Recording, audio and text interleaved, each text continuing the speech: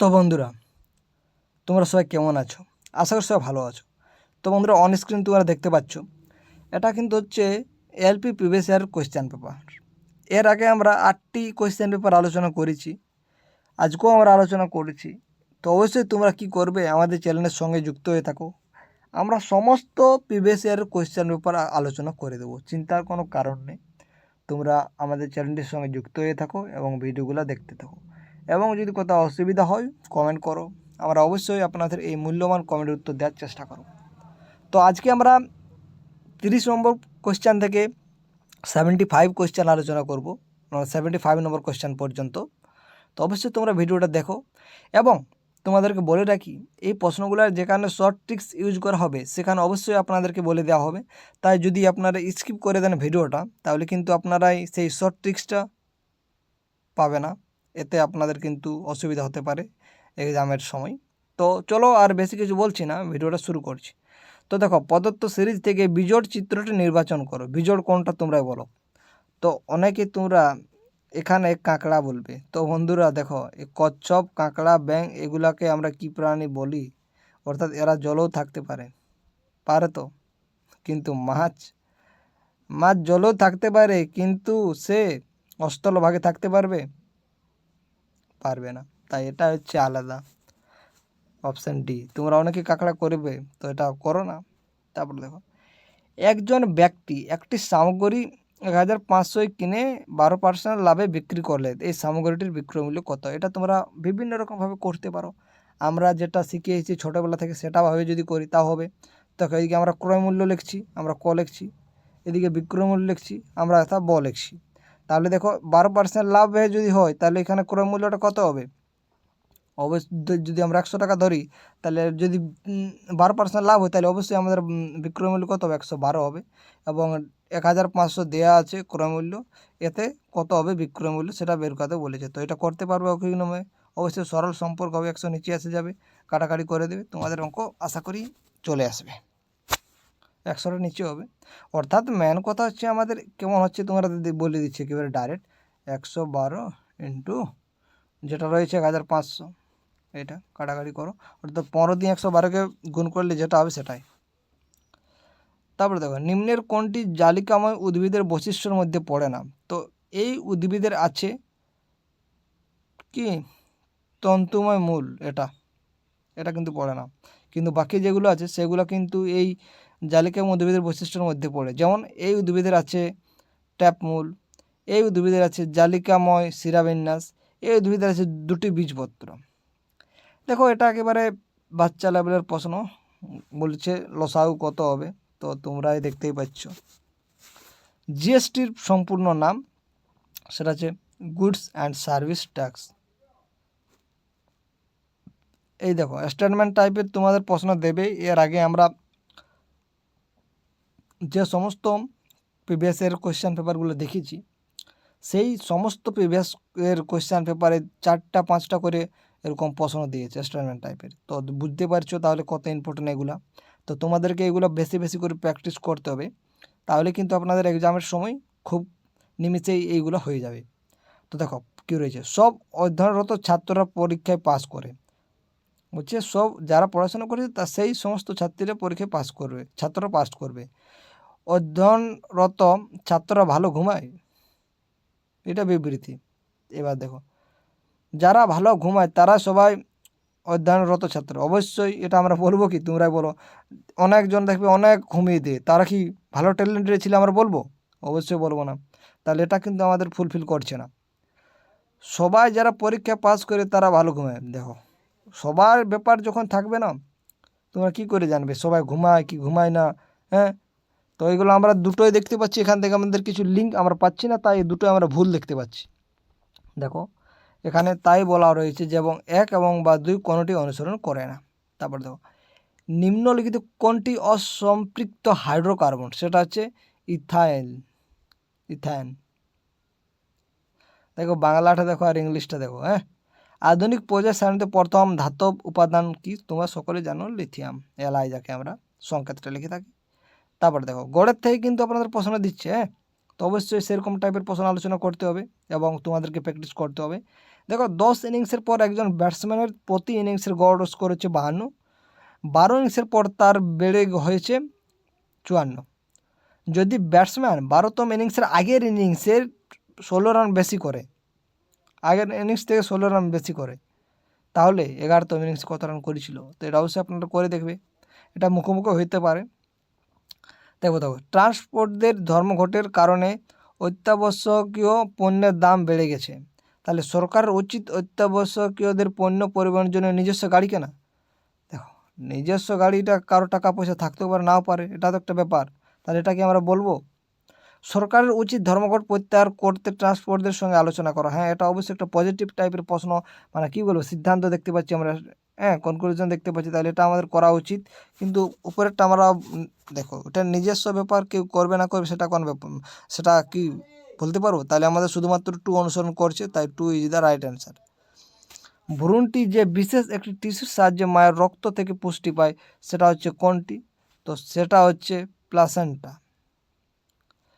নিম্নলিখিত কোন বিজ্ঞানী পঞ্চম টেস্ট অফ ম্যাটারের জন্য কিছু গণনা করেছেন? সেটা হচ্ছে সত্যেন্দ্রনাথ বোস।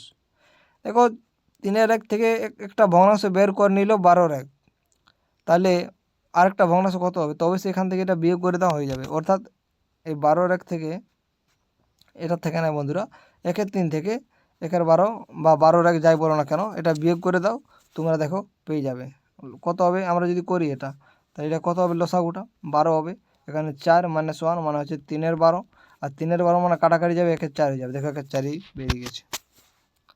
2017-তে প্রকাশিত ইংরেজি উপন্যাস সীতা ওয়ারিয়র অফ মিথিলা গ্রন্থর লেখক কে ছিলেন? সেটা হচ্ছে অমিশ ত্রিপাঠী। চলচ্চিত্র পূর্ণা এর পরিচালককে, যা পূর্ণা মালাওয়াতের গল্পকে চিত্রিত করে যে মাউন্ট এভারেস্টে আরোহণ করা সবচেয়ে কনিষ্ঠ মেয়ে, সেটা হচ্ছে রাহুল বোস।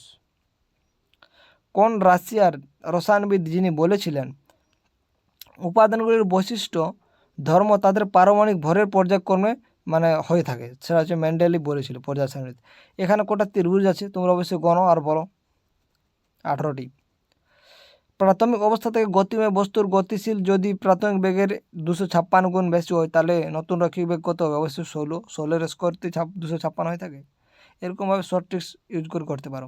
কিছু বই একটি উপরের একটি করে সাজানো হয়, যদি বইটা হচ্ছে শীর্ষ থেকে 18 নম্বর হয়ে থাকে, মানে একদম উপর থেকে যদি এটা 18 নম্বর হয় এবং নিচ থেকে যদি কত 5 নম্বর হয়ে থাকে, তাহলে মোট কতগুলো বই আছে? তো দেখো এখানে আমরা কি করবে, সূত্রটা যদি এরকম দেওয়া থাকে প্রশ্ন, উপর থেকে তোমাদের এরকম প্রশ্ন দিয়ে থাকে, এই যে বলে বাম দিক থেকে 18 নম্বর, হ্যাঁ, ডান দিক থেকে 5 নম্বর, তাহলে সে মানে মোট সেখানে কতগুলো লোক আছে যদি এরকম আপনাদের বলে, এখানে বই বলেছে তো বই করবে, তো এখানে কি করতে হবে জানো, এই যে সংখ্যাগুলো দেওয়া আছে এগুলো যোগ করে নেবে, তাহলে 18 5 কত হবে? যোগ 23 হবে, 23 থেকে বিয়োগ করতে হবে, হয়ে যাবে 22। চলো, এটা হচ্ছে শর্ট ট্রিক্স, তো এগুলো অবশ্যই আপনারা মনে রাখবে, এই জন্যই তো আপনাদেরকে বলছি স্কিপ করো না ভিডিওটা। তারপর দেখো রক্তের কোন উপাদানটি বর্জ্য খাদ্য কার্বন ডাইঅক্সাইড এবং নাইট্রোজেন পরিবহন করে? সেটা রক্তরস বা প্লাজমা। 2017-তে ভারতীয় কম্পট্রোলার এবং অডিট জেনারেল সিএসজি নতুন কে চার্জ হয়েছিল? সেটা হচ্ছে রাজীব মহর্ষি। এখান থেকে তোমরা দেখতে পাচ্ছ অবশ্যই এক্সের আরেকটা মান 1 হবে, তবেই তো এখানে 4 হচ্ছে, এই 3 যুক্ত 1 করে দিলে 4 করতে হবে না। তারপর প্রশ্নটা, একটি লেবুকে 1 গ্লাস জলে রেখে উল্টে দিয়ে দেখলে প্রকৃতির আকারণ থেকে অনেক বড় দেখায়, এর কারণটা কি? প্রতিসরণ কীটা? অবশ্যই প্রতিসরণ। দেখো আলোক চ্যাপ্টারটা খুবই ইম্পর্ট্যান্ট আপনাদের জন্য। একটি সংখ্যার 30% হয় 33, তার সংখ্যাটি কত? অবশ্যই 33 থেকে 30 নিচে হবে ইন্টু 100 করে দেখো, তাহলে হয়ে যাবে 11, মানে 110। 110 ইজ দ্য রাইট অ্যান্সার। তারপর প্রশ্নটি দেখো, একটি বেগে লাল এবং সবুজ বলের অনুপাত দিয়ে আছে 4:9। যদি বেগে আরও 6টি লেবু যোগ করা হয়, তাহলে লাল ও সবুজ বলের অনুপাত হয়ে যাবে 1:3। তাহলে বেগে কতগুলো লাল বল রয়েছে? সেটা 4টা, তোমরা করে দেখতে পারো। এবার দেখো নিচে সেই যে কতগুলি সংখ্যা ডান দিকের দ্বারা সম্পূর্ণভাবে মানে বিভাজ্য হবে। তো দেখো এখানে আমরা যদি 8কে 8 দিয়ে ভাজ্য হবে, তাহলে আমরা 1টা পেলাম। তারপরে দেখো 6কে 6 দিয়ে যাবে, 2টা পেলাম। এখানে তোমরা দেখতে 6কে 6 দিয়ে, এবার যদি 8 ঘুরে আবার 8 দিয়ে 3টা পেলাম, আবার 8কে 8 দিয়ে 4টা পেলাম। এবার দেখো 3কে 6 দিয়ে যাবে, এখানে তোমরা দেখতে পাচ্ছ, তাহলে 5টা পেলাম। দেখো 5 দেওয়া আছে তার জন্য। এবার দেখো ভ্যান ডায়াগ্রাম অনুযায়ী ক্রিকেটের পাশাপাশি ফুটবলও খেলে এমন ছাত্রদের, অর্থাৎ ক্রিকেট এবং ফুটবল খেলছে, তাহলে দেখো ক্রিকেট এই বক্সটা এবং ফুটবলের এই বক্সটা, তাই এই দুটোর মধ্যে কোনটা রয়েছে, কেবলমাত্র তোমরা দেখতে পাচ্ছ ভি রয়েছে, তাহলে আমরা ভি নিলাম। তাহলে ক্রিকেটের পাশাপাশি ফুটবলও খেলে এমন ছাত্রদের হচ্ছে ভি, এবং যারা 3টি খেলা খেলে তারা হচ্ছে তোমরা দেখতে 3টা খপের মধ্যে থাকবে, 3টা বক্সের মধ্যে থাকবে, তো সেটা হচ্ছে এস, ভি আর এস তোমরা দেখতে পাচ্ছ এখানে। এই যে এখানে ভিটা ফুটবল এবং ক্রিকেট, আর 3টি যারা খেলে অবশ্যই এস খেলে, তাহলে ভি আর এস বা এস ভি তোমরা যাই বলো না কেন। তারপরে দেখো, এবার দেখো চার্টের থেকে কিন্তু আপনাদের প্রশ্ন আসবে, এটা আপনাদেরকে আগে বলে দিয়েছি, এখনও বলে দিচ্ছি। এগুলো থেকে কোনটি আলাদা আছে বলো। তো দেখো তোমরা এখানে টি, এগুলো সবে ভাল যদি বলো, তো টিটা তো ভাল নয়, তো এখানে টি হচ্ছে এখানে সঠিক, মানে এখানে ভুল আমাদের চেয়েছে কোনটি ভুল, তো অপশান 4 টি। দেখো এটা খুবই ইম্পর্টেন্ট। দেখো এটা প্রথমে এখান থেকে এটা কী করা হয়েছে, দেখো এটা প্রথমে এই তীর চিহ্নটাকে এইদিকে নিয়ে যাওয়া হয়েছে, তারপর এটাকে উলট করে দিয়েছে, তাহলে এটাকে আমাদের কী করতে হবে বন্ধুরা, মানে একবার এদিকে পাল্টাতে হবে, তখন তীর চিহ্নটা এদিকে আসবে, তারপরে এটাকে আমরা যদি করি তাহলে অবশ্যই আমরা কী দেখতে পাচ্ছি, 3 নম্বরকে দেখতে পাচ্ছি আমরা, 3 নম্বরে হচ্ছে সঠিক উত্তর। নিম্নলিখিত যৌগগুলির মধ্যে কোনটিতে ডবল বন্ড আছে, তো সেটা হচ্ছে ইথিন। 30 জন ব্যক্তি কোন কাজ প্রতিদিন 8 ঘন্টা করে করলে 16 দিনে সম্পন্ন করে, তাহলে প্রথমে দ্বিগুণ কাজ করতে হলে কতজন লোক লাগবে যদি 10 দিন এবং 12 ঘন্টা কাজ করা হয়। দেখো নিম্নের সমস্যাটি সমাধান ধাপে ধাপে করা আছে, পরপর সাজিয়ে অঙ্কটি সমাধান করো। তো প্রথমে কোনটা করতে হবে, তো দেখো এখানে তো আমাদের এটা প্রথম করতে হবে, M2 সমান হবে 64, তারপরে এটা না কি করতে হবে তোমরা বলো এটা, তো প্রথমে অবশ্যই সি করতে হবে, প্রথমে ডি নাই, ডিটা সবার শেষে করতে হবে, তো প্রথমে সি করতে হবে, তারপরে বি করতে হবে, তারপরে এ করতে হবে, তারপরে ডি করতে হবে, এরকম সিকোয়েন্সে আমাদের করে যেতে হবে। দেখো এই কোয়েশ্চেনটা অসাধারণ একটা কোয়েশ্চেন, যেটা আপনারা পেরালেন ওই 61 নম্বর প্রশ্ন। এখানে দেখো এখানে বিয়োগ করে দিবে সিম্পল, এখান থেকে এই 12 ঘন্টা 30 মিনিট 34 সেকেন্ড থেকে এটা বিয়োগ করে দিলে আপনারা পেয়ে যাবেন যেটা, সেটা হবে উত্তর। প্রদত্ত বিকল্প থেকে সংশ্লিষ্ট শব্দটি নির্বাচন করুন। পরিবহন হচ্ছে মাল, ব্যাংকে অবশ্যই কী দেখে টাকা পয়সা। অডিওমিটার হল একটি যন্ত্র যা অটোমোবাইলের ড্যাশ পরিমাপের জন্য সে ব্যবহৃত হয়, সেটা হচ্ছে দূরত্ব। তারপরে দেখো এটা যদি মিরার ইমেজ করা হয় তাহলে কি অবশ্যই এটা পাল্টে যাবে, তো এখানে এটা দেখতে পাচ্ছি আমরা। দেখো এর গোসাগু অবশ্যই 4 দিয়ে 3টাকে ভাগ করা যাবে, তাই 4ই হবে। 2017 যে world rapid fire chess championship কোথায় খেলা হয়েছিল, যার মধ্যে বিশ্বনাথ আনন্দ খেতাব পেয়েছিলেন, সেটা হচ্ছে রিয়াদ। বায়ুতে শব্দের গতিবেগ 0 ডিগ্রি সেন্টিগ্রেডে হয় কত, সেটা 331 metre per second metre per second, মানে সেকেন্ড উপরে হয়ে গেছে, তখন মাইনাস হয়ে গেছে। 2018 1 জানুয়ারি ছিল সোমবার, নিচের কোন বছরটি সোমবার, সেটা হচ্ছে 2024 হবে।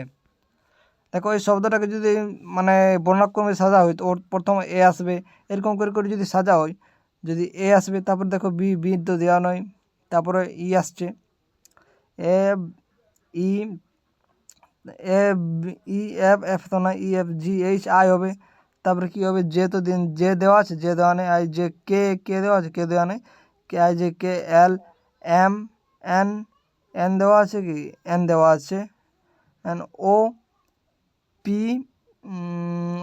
পি দেওয়া নেই, পি কিউ আর দেওয়া আছে, এস তারপরে টি দেওয়া নয়, এস টি ইউ দেওয়া আছে, এবার V U V W x এগুলো দিয়ে আছে। দেখো কটা আছে, দেখো 1 2 3 4 5 6 7, আরও মিস্টেক হয়েছে, 1 2 3 4 5 6 7 8 9, আরেকটা হবে।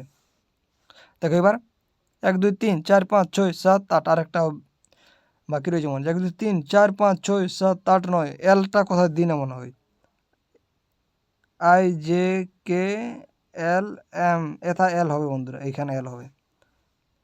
তো দেখো এবারে আমার নাম্বারিং করি, 1 2 3 4 5 6 7 8 9। এবার বলছে ব্যঞ্জন বর্ণগুলোর যোগফল কত হবে, তো দেখো এটা আমরা যোগ করব না, আইও আমরা যোগ করব না, এল এর যোগ হবে, এন এর যোগ হবে, আর এস এর যোগ হবে এবং ভি এর যোগ হবে, অর্থাৎ 8টা যোগ হবে না, অর্থাৎ 9 7 6 9 7 6, তারপর এখানে হচ্ছে আপনার 5 আর 4, এগুলোর যোগ করে দেখো, যদি 4 আর 5 9 9 6 15, 15 আর সাথে হচ্ছে আপনার 15 6 21 22 22 আর 9 তোমাদের যদি যোগ করতে অবশ্যই 31 হবে। Option 3 is the right answer. তারপরে দেখো আবার 4 থেকে অঙ্ক তোমরা দেখতেই পাচ্ছ। তারপরে দেখো নিম্নস্থ কোন মহিলা অ্যাথলেটিক একজন স্কোয়াশ খেলোয়াড় নয়? সেটা হচ্ছে কনেরু হাম্পি।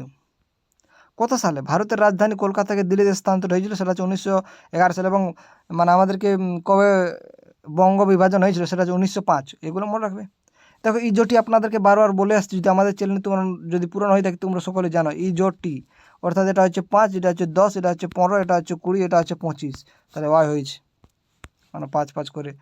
তারপরে দেখো 180 মিটার দীর্ঘ একটি ট্রেন ঘন্টায় 54 কিলোমিটার দূরত্ব গতিবেগে দৌড়ায়। প্ল্যাটফর্মে দাঁড়ানো এক ব্যক্তি অতিক্রম করতে ট্রেনটির কত সময় নেবে?